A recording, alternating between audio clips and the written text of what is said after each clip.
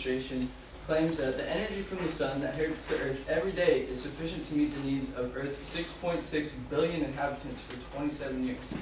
Let me say that again. The energy from the sun that hits the Earth every day is sufficient to meet the needs of the Earth's 6.6 billion inhabitants for 27 years. How many of us pay for our electric bill at home? Okay, if you go to findsolar.com, it'll actually ask you a couple quick questions about your electricity, and it has what's called a solar calculator that will determine your savings in your pocket and also for the environment if you were to switch to solar power. A biological periodical entitled Monkey Shines of Health and Science defines solar energy as any form of energy that is radiated by the sun. Solar energy is a beneficial investment that is essential to a free power source from the sun and a completely pollution-free energy resource. Today we will talk about the different ways solar energy can be harvested by first discussing thermal solar power, second solar photovoltaic power, and lastly we'll talk about some important news regarding the use of solar energy today.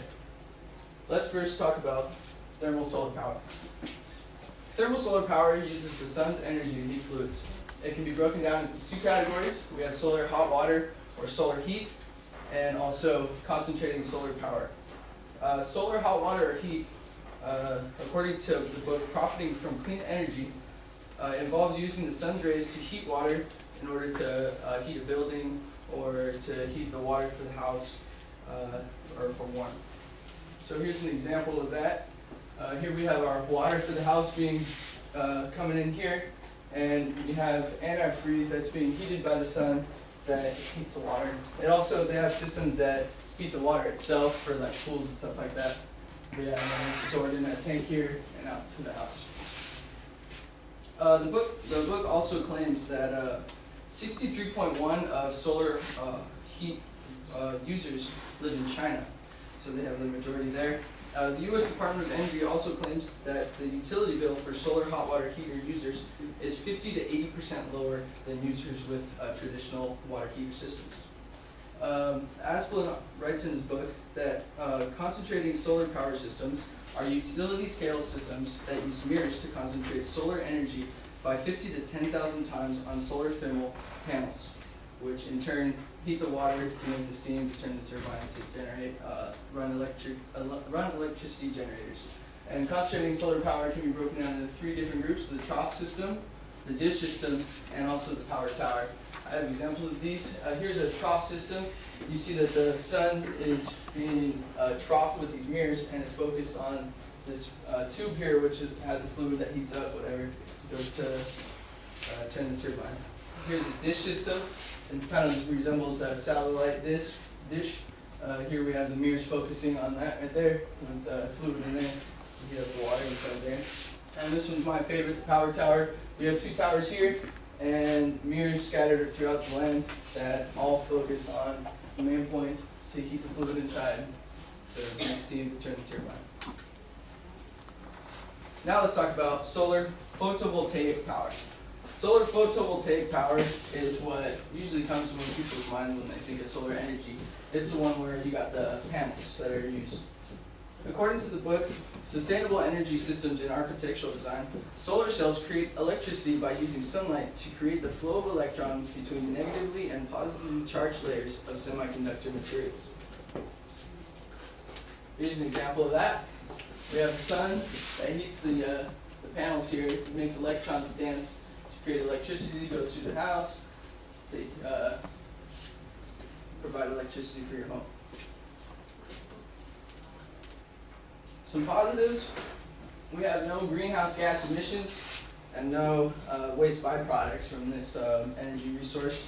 It also is a completely free energy resource, which will eliminate our need for foreign sources of fuel. Here's our foreign guy.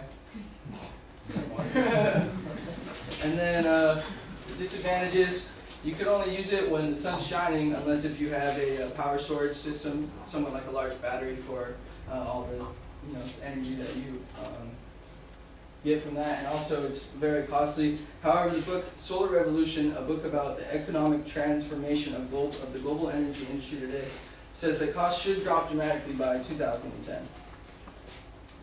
Let's discuss some news that's going on with solar energy today.